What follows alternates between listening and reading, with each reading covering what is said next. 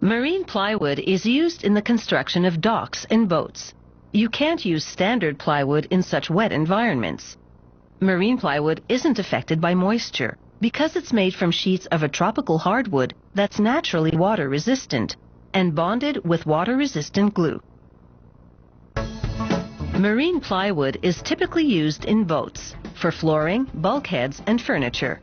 The surface is typically a decorative type of wood veneer, such as oak, maple, teak, or mahogany.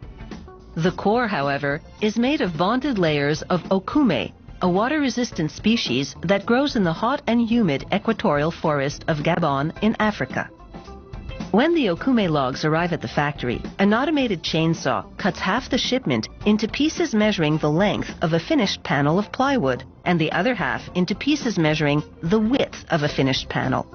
This produces logs with the grain running in one direction as well as logs with the grain running in the opposite direction. This is critical because when they construct the plywood, they'll crisscross grain directions to add strength. Next, the logs go through a series of rotary blades, which progressively shave off the bark. The now barkless logs enter the rotary peeling machine.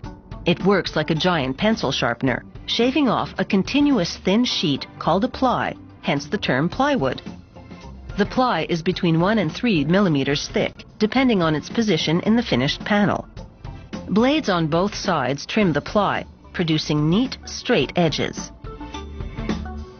Then the machine rolls up the ply.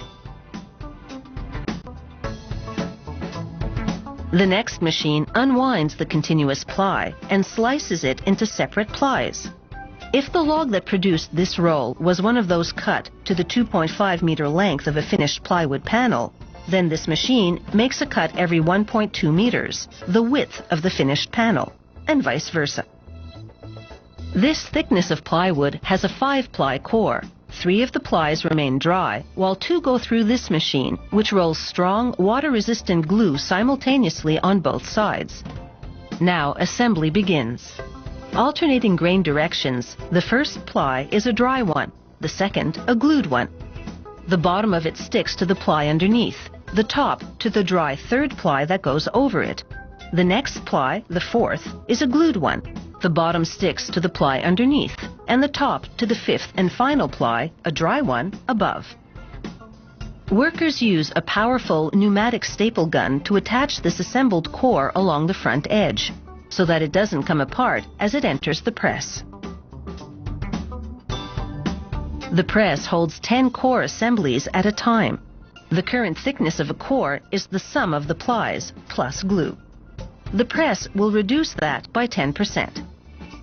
It applies about 12 kilograms per square centimeter of pressure, while at the same time heating the core to 120 degrees Celsius to literally cook the adhesive.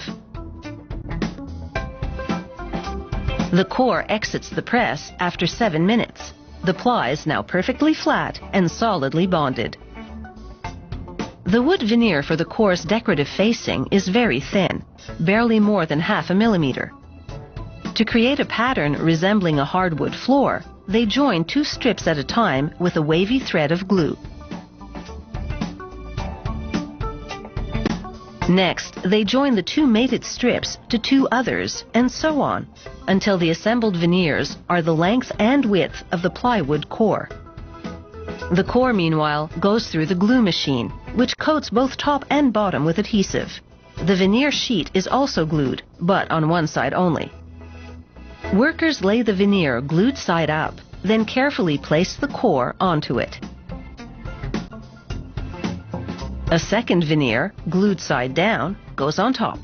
The okume core is now sandwiched between 2 decorative wood veneers. The press applies the same heat and pressure as it did to the core assembly, but just for 1 minute. The result? A finished sheet of, in this case, cherry veneered marine plywood. Marine plywood comes not just in a variety of veneer choices, but also in a range of thicknesses, typically comprised of 3 to 13 plies, always an odd number in order to have equal weight on either side of the central ply for balance.